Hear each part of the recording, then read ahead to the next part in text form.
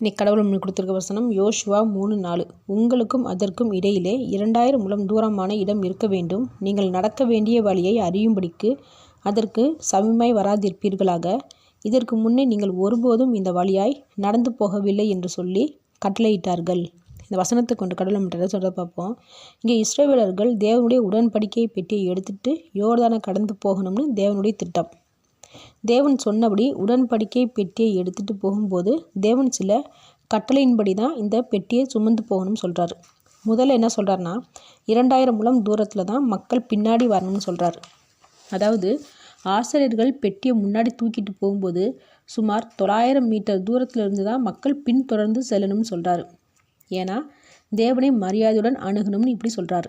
அதாவது தேவனும் மனுஷரும் சமம்தான்ற எண்ணம் வரக்கூடாதுன்னு இப்படி சொல்கிறாரு. அடுத்து என்ன சொல்கிறாரு, நீங்கள் நடக்க வேண்டிய வழியை அறியும்படிக்கு அதற்கு சமீபமாய் வராதிருப்பீர்கள்னு சொல்கிறாரு. அப்படின்னா தேவன் யோர்தானை கடக்க போறீங்கன்னு வெளிப்படுத்திட்டாருன்னு மனுஷர்களோட திறமையிலையும் பலத்திலையும் ஞானத்திலையும் விருப்பத்தின்படியும் அதை கடக்க முயலக்கூடாது. தேவன் எப்போ அங்கே போய் சேர்ப்பாரோ அது வரைக்கும் அவசரப்படாமல் தேவனை பின்தொடர்ந்து போகணும்னு இப்படி சொல்கிறாரு. நம்ம இப்படி தான் நிறைய தடவை அவசரப்பட்டு காரியத்தை குழப்பிடுறோம்.